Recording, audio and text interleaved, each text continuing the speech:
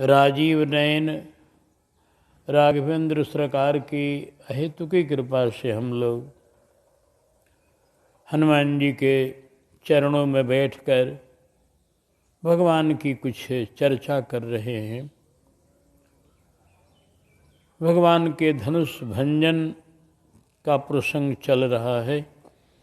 रघुनंदन ने जनकपुर में धनुष को तोड़ दिया है और धनुष को तोड़ देने से चारों तरफ आनंद हो रहा है। अब आज का प्रसंग जो है जयमाल का प्रसंग है। आप समाहित चित्त से भगवान की इस जयमाल के प्रसंग का श्रवण करें।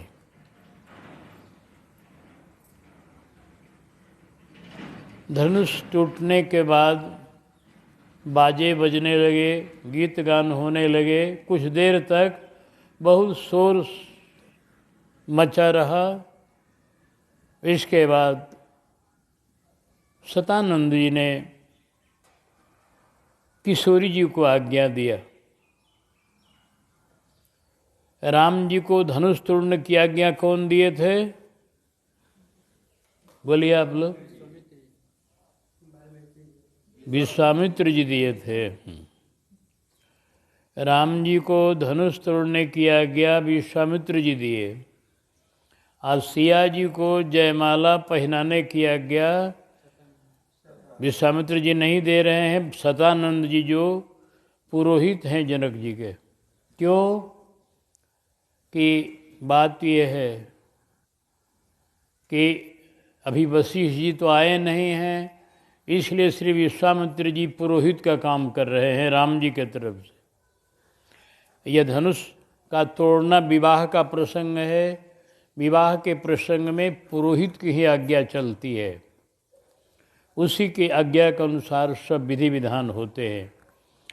तो उधर विश्वामित्र जी ने उधर के तरफ की आज्ञा दिया राम जी के तरफ में, और सतानंद जी जनक जी के पुरोहित हैं, इसलिए अब किशोरी जी को आज्ञा दे रहे हैं, क्योंकि यह काम पुरोहित का है, ये जनक जी का काम नहीं है। जनक जी ने सिया जी को बुला दिया मंडप में, लेकिन धनुष जयमाला पहनाने की आज्ञा श्री सतानंद जी दे रहे हैं। सतानंद तब आयसु दिन्हा सीता गमन राम पही किन्हा। बड़ी आनंद मगन हो गए सतानंद जी। पद थोड़ा कठिन कठिन है, आप लोग पीछे से बोलेंगे तो ठीक है, नहीं बोलेंगे तो मैं अकेले भी उसको गा करके जहाँ तक प्रयास करूँगा कि आनंद होए। गदगद हो के सतानंद जी सिय के आय सुदिहले, आव आव हो सिया। इतना तो आप लोग बोलिए, आव आव हो सिया, आव प्रभु के जयमाला पहिराव, आव आव प्रभु के जयमाला पहिराव।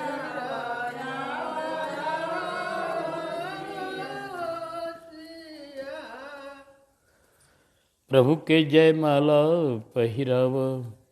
अरे संग में सहेली सब अति अलबेली, बड़ी अच्छी अच्छी सखियाँ हैं। अति अलबेली गाव गाव सखिया, गाव गीत मंगल सुनाव, गाव गाव सखिया, गीत मंगल सुनाव, गाव गाव। हो गौरी जी के पूजा कई के, गौरी जी के पूजा करी सियाजू, मन भावत बर पवली, जिन पर रीझले हिया, जिन पर रीझले ही, जिन पर रीझले हिया, जिन पर। बड़े भाग से भेटैलन रघुबर बड़े भाग से भेटैलन ऐसन अनुपम पिया। बड़े भाग से भेटैलन ऐसन अनुपम पिया। आव आव होशिया आव प्रभु के जयमाला पहिराव।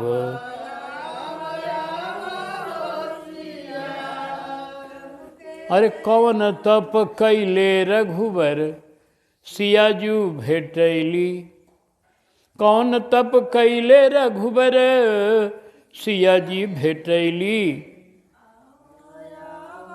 अरे कौन तप कैले रघुबर सियाजी भेटैली। और सीता जी कैसी हैं कि ना ही मिली हैं जग में ऐसन कोनो। कोनो ना ही मिली हैं जग में ऐसन दूसरतिया। कोनो ना ही मिली हैं जग में ऐसन।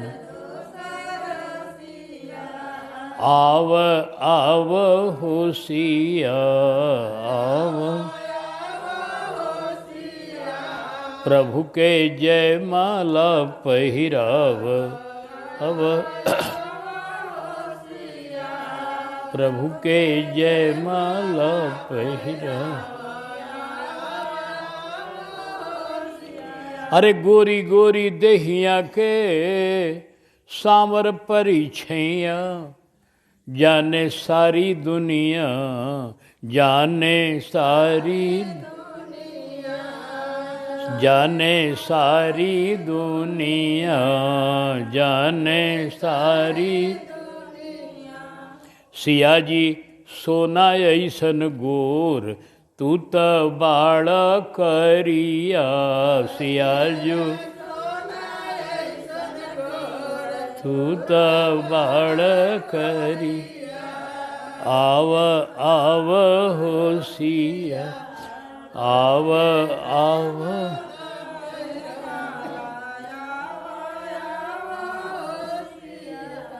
प्रभु के जयमाला पहिराव। आव आव होशिया प्रभु के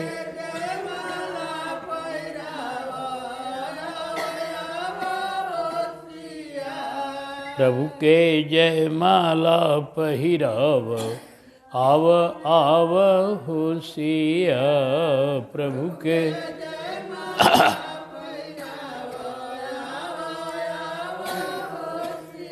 सदानंद ने आज्ञा दिया कि अब जयमाला का विधान हो। श्री किशोरी जी अपने कर कमल में सुंदर कमल पुष्प की माला लेकर और धनुष भंजन करने वाले विजयी राम को माला पहिरावें। किशोरी जी अपने सखियों के संग चल देती है। संग सखी सुंदर चतुर गावहि मंगल चार। सखियां मंगल गीत गा रही हैं और बड़ी सब चतुर भी हैं सुंदर भी हैं। किशोरी जी की सखी हैं, दोनों गुण है, सुंदर भी हैं। किशोरी जी महाछवि हैं और ये सखियां छवि के समाज हैं, छविगण हैं। छविगण मध्य महाछवि जैसी सखियां भी बड़ी सुंदर सुंदर हैं। उन सुंदर सखियों के बीच में किशोरी जी परम सुंदर हैं। सुंदर में और सुंदर लग रही हैं। किशोरी जी की सखियां भी सुंदर हैं और उनके बीच में किशोरी जी परम सुंदर हैं, इसलिए बड़ी शोभा हो रही है। संग सखी सुंदर चतुर गावहि मंगल चार। गवनी बाल मराल गति। धीरे धीरे हंस की चाल से चल रही हैं सखियां। गीत गाते हुए ताल पर उनके कंगन बज रहे हैं, उनके करधनी बज रही है, उनके नूपुर बज रहे हैं। हाँ, तीनों स्वर से बज रहे हैं एकदम। कलगान सुनि मुनि ध्यान त्यागहि, काम कोकिल लाजहि, मंजीर नूपुर कलित कंगन, ताल गति बर बाजहि। उनके गान सुन करके गंधर्व लज्जित हो रहे हैं, इतनी बढ़िया गा रहे हैं।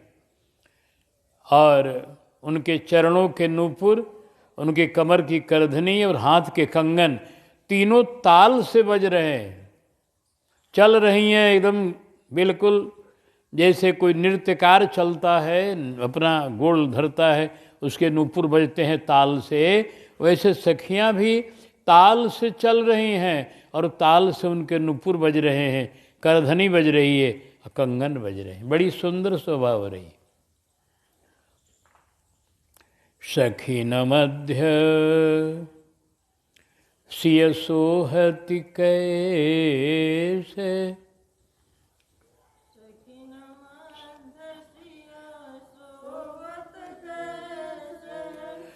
छविगन मध्य महाछवि जैसे, छविगन मध्य कर सरोज जयमाल सुहाई, विश्व विजय शोभा जेहि छाई। कर सरोज में, सरोज माने कमल होता है, सरोज नाम कमल का है। तो किशोर जी के कर माने हाथ, किशोर जी के हाथ कमल की तरह है, कर सरोज। और उस कमल की तरह हाथ में सुंदर जयमाल, जयमाल भी कमल की है, जयमाल भी कमल के फूलों की माला की है। कर सरोज जयमाल, सरोज को दोनों तरफ ले जाएंगे दीपदेहरी न्याय से, कर सरोज और सरोज जयमाल। बड़ी सुहावनी जयमाल है। सुहावनी का मतलब ये है, एक तो सुंदर श्वेत कमल ही सुंदर लगते हैं देखने में, अपने स्वरूप से माला सुंदर है, अपने वस्तु से कमल की माला है। दूसरे उसको जो जिसने उसको माला को तैयार किया हो, बड़ा बढ़िया सजा के फूलों को तैयार किया है, माला बनावट से भी सुंदर है।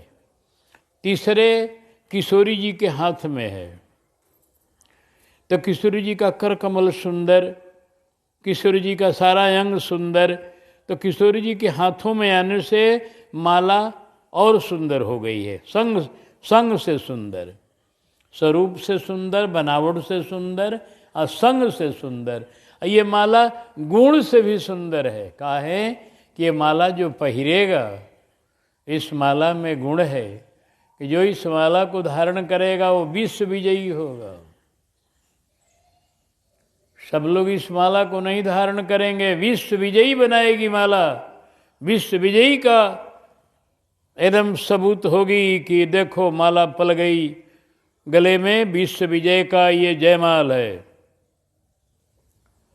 विश्व विजय शोभा जहीं छाई, तो माला में जो गुण की शोभा है विश्व विजयी बनाएगी, जिसे गले में जाएगी। सखियां आसपास हैं, पीछे हैं, और किशोर जी धीरे धीरे चल रही हैं, गीत गाते हुए सखियां चल रही हैं। कर सरोज जयमाल सुहाई, विश्व विजय शोभा जेहि छाई। तन संकोच। अब देखिए किशोरी जी की दशा का वर्णन करते हैं बाबा हमारे, कि शरीर इनका बड़े संकोच में है, शरीर से लज्जित हो रही हैं। इतने बड़े समाज में, गुरुजनों के समाज में, और जयमाला पहराना है सरकार को। हाँ, तब तो विधि विधान है, पहराना ही पड़ेगा, लेकिन संकुचित हो रहे हैं कि गुरुजनों के समाज में मैं अपने प्राण प्रियतम को जयमाला पहराने चल रही हूँ। तन में संकोच है, लेकिन मन में बड़ा उत्साह है। मन में तो ऐसी उमंग है कि चल करके सरकार को आज, कितना हमारा सौभाग्य है कि हमारे प्राण प्रिय प्रियतम, मेरे हृदय के टुकड़े जो धाम के बाद आज मिले हैं, हाँ, ऐसे मेरे प्यारे प्रभु इतने दिनों के बाद प्राप्त हुए हैं। तो किशोरी जी के हृदय में उमंग बहुत है कि चल करके ऐसे प्रभु का नज़दीक से दर्शन करूंगी। कितना बढ़िया मेरा भाग्य है। तन संकोच मन परम उछाहू, अगूढ़ प्रेम लख परई न काऊ। किशोरी जी का जो प्रेम है वो गूढ़ है। गूढ़ माने कहते हैं छिपा हुआ, रहस्यमय, जानना बड़ा कठिन है सबको।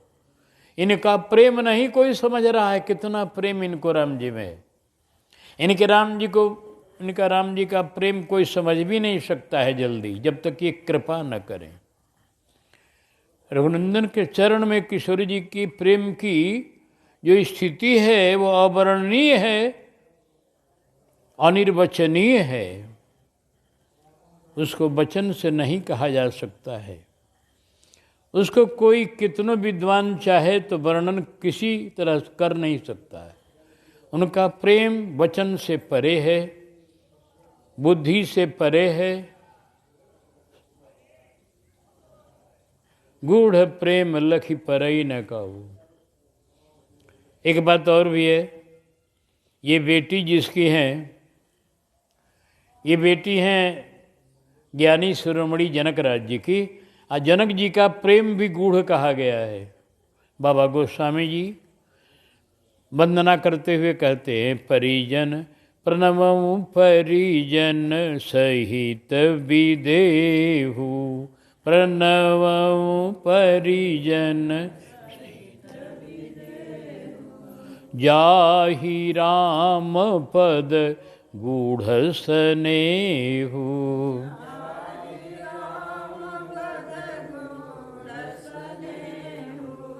योग भोग मह राखेउ गोई,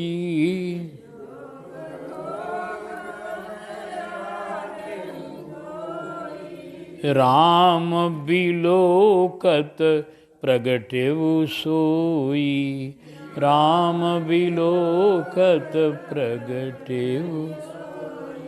जनक जी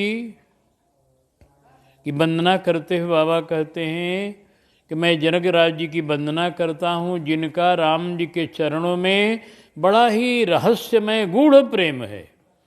जो प्रेम छिपा हुआ है, किस चीज़ में छिपा हुआ है? योग और भोग में। जनक जी का प्रेम एक रतन है, समझिए। जिसे कौन रतन को, धन को, सोना चांदी के गहने को किसी डिब्बे में रखते हैं, किसी संदूक में रखते हैं छोटे से, तो वैसे ही जनक जी का प्रेम रतन की तरह है। और उस प्रेम को जनक जी ने छिपाया है। नीचे योग का पिंदा है एक, अब ऊपर से भोग का पिंदा है, ऐसे छिपा हुआ है। यानी ऊपर से मालूम होता है कि जनक जी बड़े भारी भोगी हैं, बड़े विलासी हैं, खूब बढ़िया कपड़ा है, खूब बढ़िया गहना है, राजगद्दी पर बैठे हैं और शासन चलाते हैं खूब बढ़िया। तो देखने में लग रहा है कि भोगी प्राणी है, लेकिन ऊपर का जो ढक्कन है वो भोग का है और नीचे का ढक्कन योग का है। जो गहरे तल में जाते हैं समझने वाले भगत लोग, उनको ये मालूम है कि जनक जी भोगी नहीं है, वो तो जोगी हैं। वो तो ऊपर से खाली भोगों के बीच रहते हैं बस, लेकिन भोगी है नहीं। उनका मन कहीं नहीं रमता है दुनिया में, उनका मन ब्रह्म में रमा हुआ है। तो इसलिए जोगी, जिसका मन ब्रह्म में रम जाता है उसी का नाम जोगी होता है।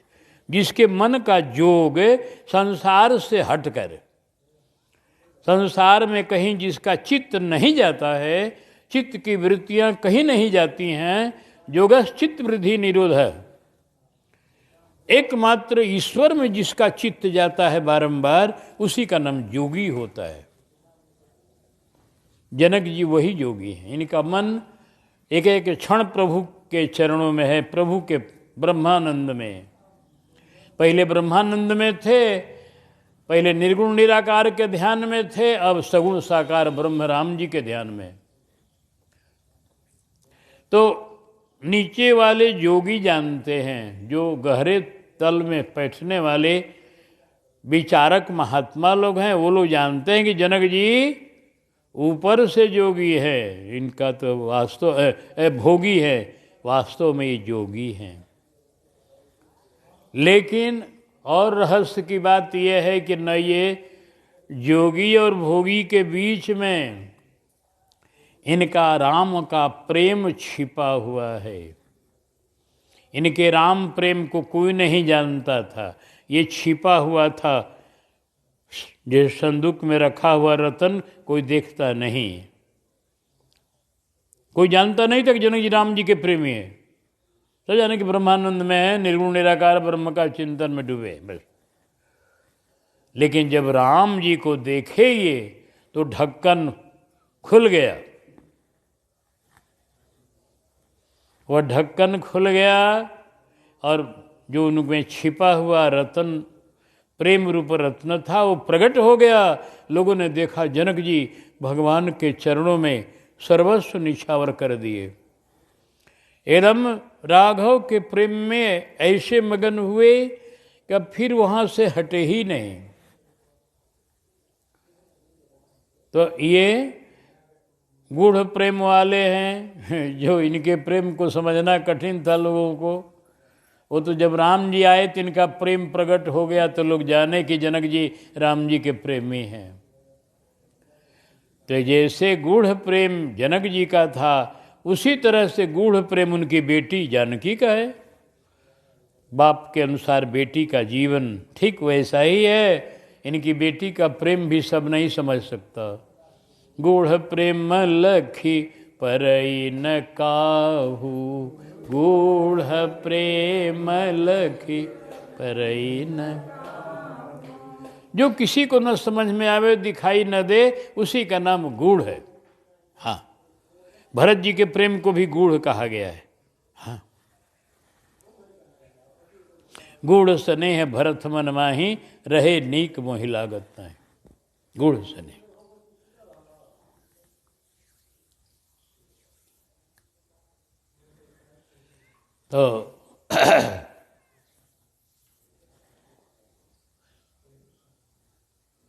तो गूढ़ प्रेम में भरी हुई किशोरी जी उमंग में चल रही है, जयमाला हाथ में लिए है। नजदीक पहुंच गई, जाई समीप राम छवि देखी, जाई समीप रही जनु कुंवरी चित्रयव रेखी, रही जनु। नजदीक में अब चली गई, जाई समीप। अब तक राम जी को देखी थी किशोरी जी फुलवारी में, धनुष यज्ञ में भी, लेकिन दूर से देखी थी, एकदम बिल्कुल पास से नहीं देखी थी। राघव को दूर से देख करके आनंद ली थी जरूर, लेकिन अब तो जयमाला पहराना है, बिल्कुल नज़दीक चली गई। जयमाला तो गले में डालना है, तो अब तो एकदम बिल्कुल सम्मुख जाकर खड़ी हो गई राम जी के। यह जीवन का पहला अवसर है किशोरी जी का कि आज राघव की छवि देख रही नज़दीक से। अब जो नज़दीक से दूर से देखने में थोड़ा अंतर पड़ता है। दूर से देखने में आदमी देखता है छवि शोभा सब ठीक है, लेकिन नज़दीक में शोभा की सूक्ष्म से सूक्ष्म जो शोभा की तरंगे हैं वो दिखाई पड़ती हैं। अब राघव का शरीर देखा, एकदम चमचम चमक रहा है, रोम रोम से प्रकाश निकल रहा है, चारों तरफ छवि की एकदम धारा बह रही है, रंग अंग से रोम रोम से छवि की तरंग उठ रही है रग होके। बस किशोरी जी चित्र लिखी सी रह गई, और रेखी माने होता है लिखना। रही जन कुंवारी चित्र अब रेखी, चित्र लिखित सी रह गई।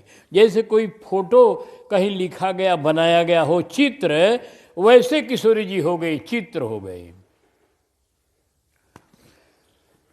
इस धनुष यज्ञशाला में जितने लोग आए हुए हैं जो भगवान के प्रेमी हैं, वो सभी लोग चित्र बन गए हैं।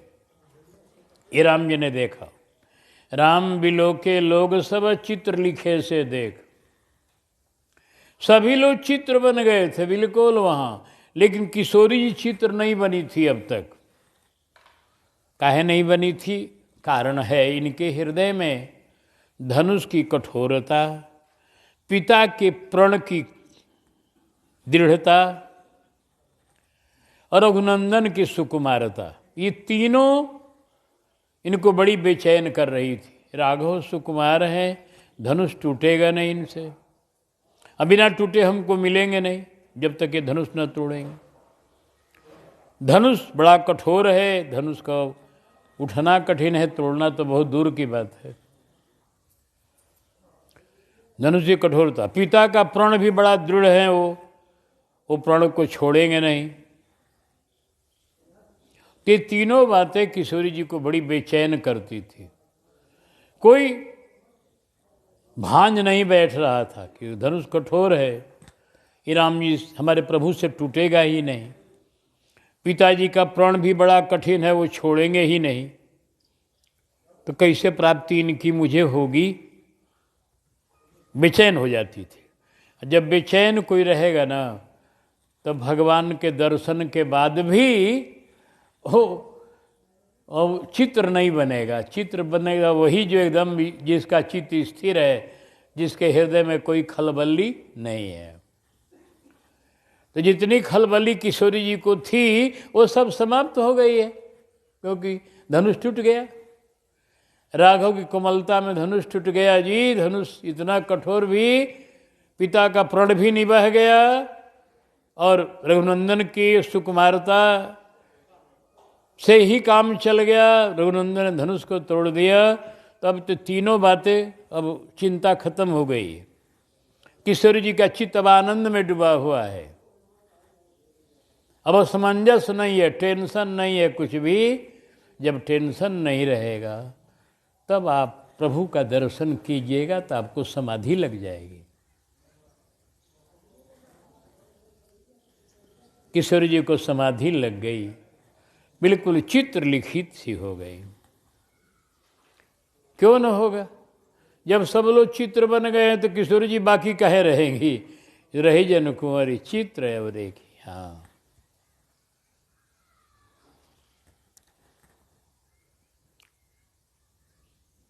ऐसी छवि है, ऐसी ही छवि है कि इनको देखने वाले को चित्र बनना ही पड़ता है।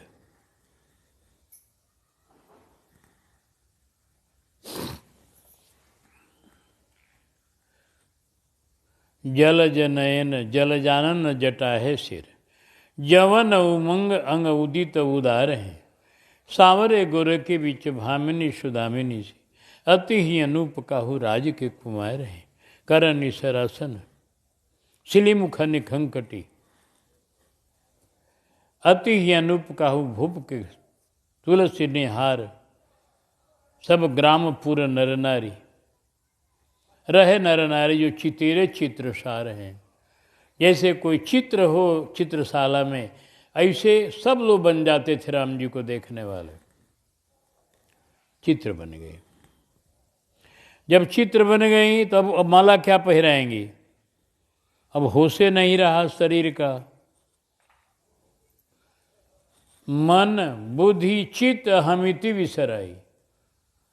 मन भी भूल गया, चित्त भी भूल गया, शरीर भी भूल गया, बुद्धि भूल गई, कुछ याद नहीं है। अब किशोरी जी की हालत ये हो गई, अकनि वचन चातुरी तुरीय पेख प्रेम मगन, पग न परत इतु तो सब चकित तही समय है। तुलसीदास या सुधी नहीं, कौन की कहाते आई, कौन काज काके ढिग, कौन ठाव को है।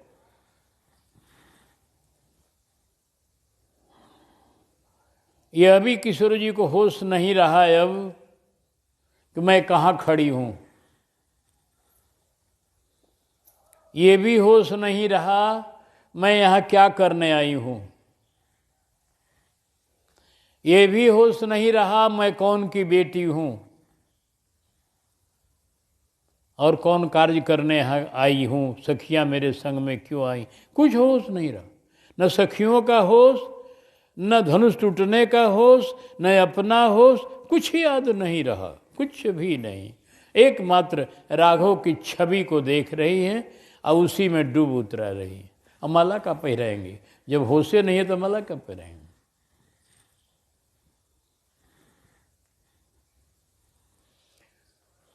श्री राम अवलोकनि परस्पर, प्रेम काहु न लखी परे, मन बुद्धि वर बना बानीय गोचर, प्रगट कवि कैसे करे, दशा बड़ी विचित्र है।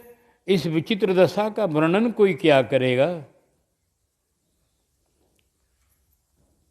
जिसे चित्र में कोई क्रिया नहीं होती है, चित्र आप टांग दिए हैं, चित्र बस है बस। वैसे किशोरी जी एकदम चुपचाप दर्शन करके मगन। सखियां बड़ी चतुर है, सखी समझ गई कि इनको होश अब नहीं है, ये कब तक खड़ा रहेंगी कोई इसका पता नहीं है। हाँ, जब इनको शरीर का होश नहीं है तो ये कब तक खड़ा रहेंगे ऐसे ही। तो सखियां लख गई कि इनको अब होश नहीं है। चतुर सखी लखी कहा बुझाई, चतुर सखी लखी पहिरावहूँ जयमाल सुहाई, पहिरावहूँ जयमाल। चतुर सखी लख गई और इशारा किया किशोरी जी को, किशोरी जी जयमाला को पहराइए। आप जयमाला पहराने आई। किशोरी जी की सखी ने धीरे से जाकर संकेत किया कि किशोरी जी आप जयमाला पहराएं, क्योंकि आप जयमाला पहराने आए हैं, सरकार खड़े हैं, इन्हें गले में जयमाला डालिए। तब इनको होश आया। चतुर सखी लगी, चतुर सखी है इसलिए कुछ समझ गई किशोरी जी के भाव को, नहीं तो नहीं समझती। बुझा कर कहा अब देर मत करिए, जयमाला पे।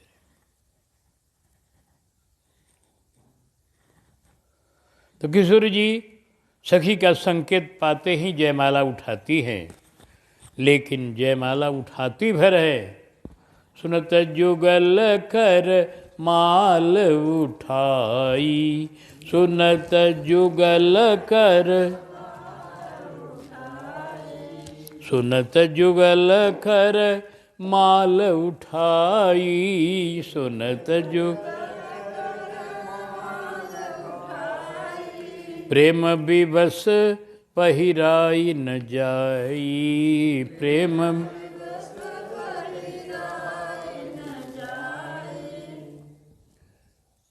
माला तो उठा ली पहराने के लिए, लेकिन प्रेम के विशेष बस में हो गई। प्रेम की तरंग ऐसी उठी कि फिर हाथ ज्यों के त्यों रह गए। सखी कहने से हाथ तो उठे, लेकिन जयमाला पहिराने का होश नहीं रहा, फिर नहीं रहा। बड़ी विचित्र दृश्य है कि क्षण प्रति क्षण ये बेहोश हो रही है, फिर बेहोश हो गई प्रभु की, क्योंकि जयमाला जब उठाई ना तो प्रभु का मुखमंडल उस माला में से दिखाई पड़ने लगा। एक झांकी बन गई नई कि चारों तरफ कमल के फूल हैं और बीच में रघुनंदन का मुख कमल खूब सुंदर लग रहा है। उजले कमल के फूल की माला और बीच में सुंदर मुखमंडल, इतनी शोभा होने लगी कि फिर होश भूल गया। प्रेम विबस पहिराई न जाई, प्रेम विबस पहिरा। बाबा ने एक शब्द लिख दिया प्रेम, कि प्रेम के विवश होने से पहचाना कठिन हो गया। लेकिन इस प्रेम का स्वरूप, इस प्रेम की बातें बड़ी विचित्र विचित्र हैं। भक्तों ने यहाँ पर बहुत बढ़िया बढ़िया अपना अपना भाव दिया है कि श्री जयमाला क्यों नहीं पहरा रही है। अब अलग अलग भक्तों के भाव आप सुनेंगे। पहले जयमाला नहीं पहराने का कारण ये है, एक भक्त बोल रहे हैं कि सुनिए मैं बताता हूँ। ये जुगल सरकार दोनों बड़े दयालु हैं। ये लोग रघुनंदन ने धनुष तोड़ने में जल्दीबाजी की, चटपट उठा के तोड़ दिया। ले चढ़ावत खेचत गाड़े कहुन लखा देख सब ठाड़े। लेकिन जयमाला में अब देर कर रहे हैं दोनों सरकार मिलकर, इसलिए कि जिसको भी फोटो लेना हो ले ले खूब बढ़िया से। क्योंकि यह झांकी बड़ी सुंदर है, अब प्रथम मिलन की झांकी है। तो जितने लोग अपना हृदय के लेंस में, हृदय के शीशे में जिसको भी छवि उतारने का मन हो वो उतार ले। अब हाँ, गोस्वामी जी ने उतार लिया। छवि तेहि काल की कृपाल सीता दुलह की, हुलसत ही ये तुलसी के नित नई है। ये भक्तों का भाव है कि देखो, इसीलिए देर लोग किशोरी जी देर कर रही हैं कि भक्तों को खूब आनंद मिल जाए झांकी का, खूब आनंद लें लोग। हृदय में उतार लें ये छवि और जब चाहे तब दर्शन करते रहे भीतर में। गोस्वामी जी को आज भी वो दर्शन हो रहा है। बाबा कहते हैं अपने कितावली के पद में, जयमाल जानकी जलज कर लई है। इसी पद में है अंतिम में कि छवि तेहि काल की कृपालु सीता दुल्लह की, हुलसत ही ये तुलसी के नित नई है। यहाँ पर दुष्ट राजा लोग भी हैं। दुष्ट राजा लोगों का तो दुष्टता का भाव होगा, उनके हृदय में तो अच्छी भावना आती नहीं बेचारे को। वो लोग क्या सोच रहे हैं कि श्री जयमाला उठाकर खड़ी है और राघव को अभी जयमाला नहीं मिल रही है, राजकुमारी का हाथ उठा हुआ है, देख रहे हैं लोग, सबकी नज़र वहीं है। तो खल लोग आपस में खाना फूसी करने लगे। देखते हो दुल्हन को, बड़ी मान वाली है, बड़ी शान वाली है, रूप की गर्वीली है, इसको देख लो। ये इनको पसंद नहीं कर रही है, जयमाला नहीं पहरा रही है। वो लोग ये सोच रहे कि राघव को वो पसंद नहीं कर रही है, अब लगता है जयमाला पहरे भी न करेगी। ये लोग प्रेम को क्या जाने बेचारे कि प्रेम में हाथ स्थगित है, अब प्रेम में डूबी हुई है। ये प्रेम का महत्व, अब प्रेम का रहस्य जानने वाले ये खल लोग नहीं है। इन्हें को उसका कुछ, ये लोग अपने अनुमान लगाए कि दुल्हन को पसंद नहीं है दूल्हा, जबकि ये बात बिल्कुल नहीं है। राघव तो उनको इतने पसंद हैं कि उनके प्रेम में उचूब होकर के और अपने आप को भूल गई हैं। आइए,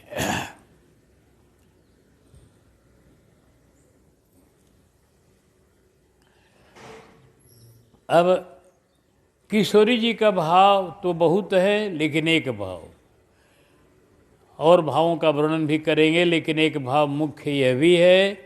किशोरी जी सोच रही है, आहा अरे जयमाला, तेरा कितना सौभाग्य है कि मेरे प्राण प्यारे के गले में तुम पहले जा रही हो।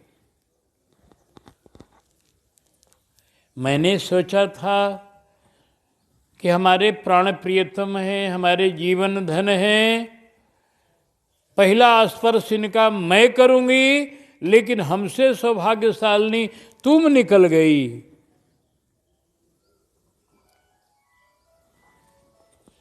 माला के सौभाग्य पर इनका एकदम विभोर हो गए। सरकार संकेत कर रहे किशोरी जी, ये माला मेरे गले में पहले नहीं आती, लेकिन आपके कर कमल का सहारा मिल गया है, जिस पर आपकी कृपा हो जाएगी वो तो मेरे गले में पहले आ ही जाएगा। हाँ, इसीलिए भगत लोग किशोरी जी का चरण पकड़ते हैं कि किशोरी जी कृपा कर देंगी तो राघव हमें आसानी से मिलेंगे। हाँ, एक महात्मा कहते हैं, जखन स्वामिनी है सियाजू हमारी, फिकर मोहि काहे की। जखन स्वामिनी है फिकर मोहि काहे, नैहर मिथिला राज बिराजे।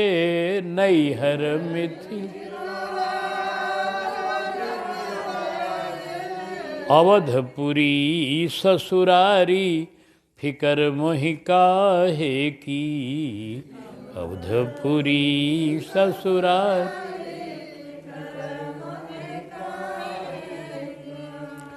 देवर भरत लखन शत्रुघ्न। देवर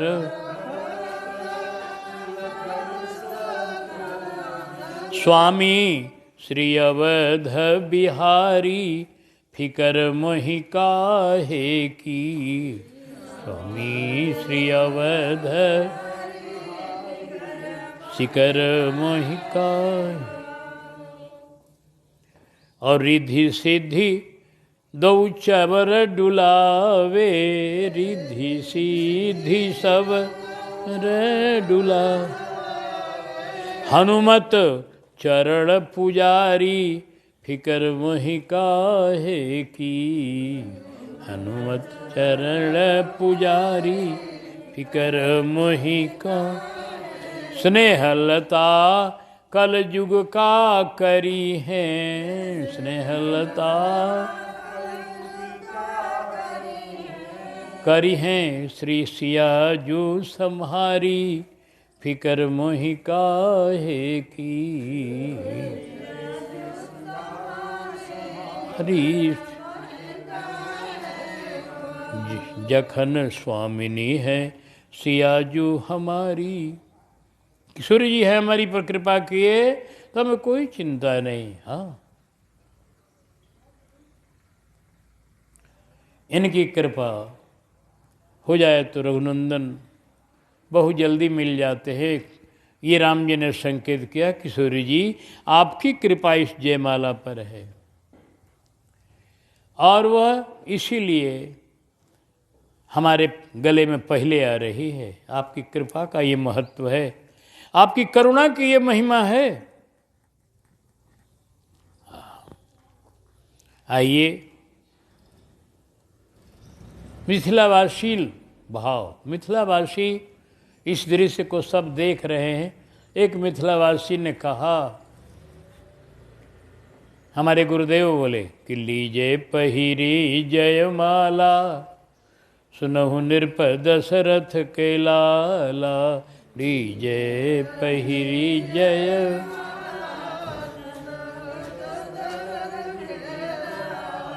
सिय सन्मुख निज शीस झुकावहूँ।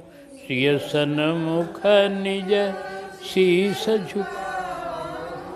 किशोरी जी के सन्मुख आप सिर झुकाइए।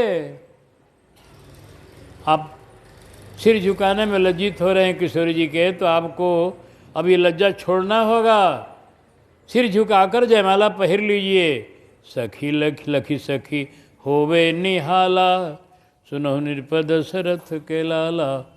तोरे धनुष तऊ झुकनो पड़ी है, तोरे धनुष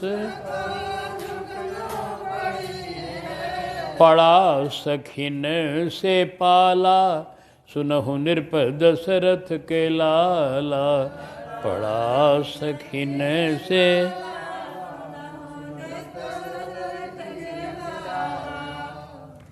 और दुल्हा जी आप लज्जित क्यों हो रहे हैं? लज्जित मत होइए, यहाँ तो आपको झुकना पड़ेगा, यहाँ तो आपको बहुत कुछ करना पड़ेगा। पोखर में धान कुटना पड़ेगा, अभी आप झुकने में ही। अब ही ते तुम इतनो सकुच हूँ, अब ही ते तुम आगे को कौवन हवाला, सुनहु नृप दशरथ के लाला। आगे को कौवन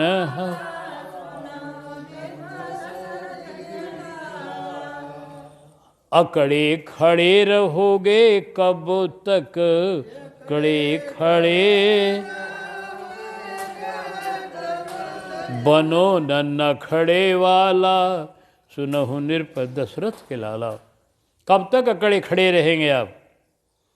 एक बात और सुन लीजिए, आप किशोरी जी को प्राप्त करने जा रहे हैं। इनकी प्राप्ति भी बड़ी दुर्लभ है, सबको नहीं मिलती है। बिना झुके नहीं पैहों रघुबर, बैदेही सी बाला। नारायण जो कहे सो मानहूँ, तुम जीजा हम साला, सुनहु नृप दशरथ के लाला। एक मिथिलावासी बोला, ए सरकार, ए रघुबर जयमाला पहिर ली। अरे सरकार, अब तक आपने अपने चरणों में बहुत लोगों को झुकाया, जो भी आया आपके पास वो आपके चरण में झुक गया। ऐसे आपका ऐश्वर्य है। आप जो बालक थे, जब माताएं बधाई गा रही थी, वहाँ भी वर्णन है कि करी आरती ने छावर करही, बार बार शिशु चरण निपरही। माताएं बधाई गा रही हैं, नाच रही हैं, आकर बालक के चरण में गिर जाती हैं, झुक जाती हैं। उन नारियों को झुकाया अपने चरण में है। और जनक जी महाराज जी का संपूर्ण समाज राघव को देखते ही खड़ा हो गया। खड़ा होना भी सम्मान है, प्रणाम है। तो जनक जी को भी, जनक जी के समाज को भी आपने झुकाया। सब लोग आपके सामने आपका सम्मान किए, आपको बड़ा माने। और आपने हनुमान जी को झुकाया। बिल रूप धरि कपिते गए वो, माथ नाई पूछत सो भयऊ। तो आपने बहुत लोगों को झुकाया अपने चरणों में। अब सरकार, अबले सुर नर मुनि सबके झुकवली।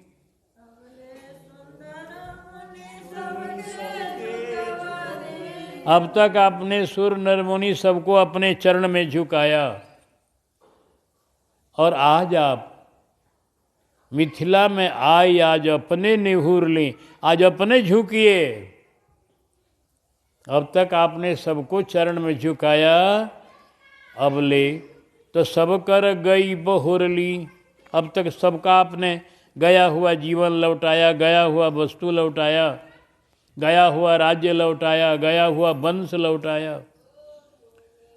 अब तक तो सबके गई बहुर ली, और मिथिला में आई आज अपनो बहुर ली। आज अपना भी गई बहोर लीजिए। आपकी किशोरी जी हैं, अभी बहुत दिनों से बिछड़ी हुई थी, आपको आज मिल रही है, जल्दी उनको प्राप्त कीजिए झुक कर। गई बहोर ली। अवध में लौटे के आशा त्याग दी। अयोध्या में लौटने की आशा छोड़ दीजिए। मिथिले में बसी आप मिथिला में ही घर जमाई बनकर रह जाइए, अब आपको कहीं जाना नहीं। जग कई के कौशल्या जी के खीर मिलल खाए के। कौशल्या जी जग की तब उनको खीर मिला खाने के लिए, लेकिन आपको मिथिला में खीर मिलेगा, बिना जग किए हुए दिव्य खीर मिलेगा कोहबर में।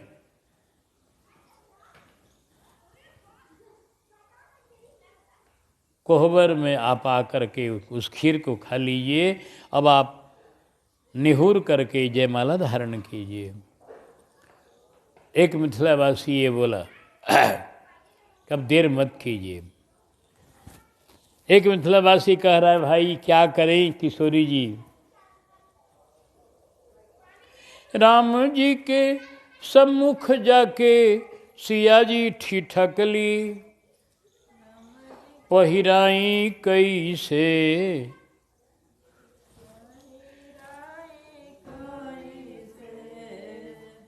सिया जी ठिठक गई, पहिराई कैसे, प्रभु के गले जयमाल हम पहिराई कैसे, प्रभु के गले जयमाल हम काहे क्यों नहीं पहरा रही हो? कहा करूं क्या, पहुँचत नहीं खे हाथ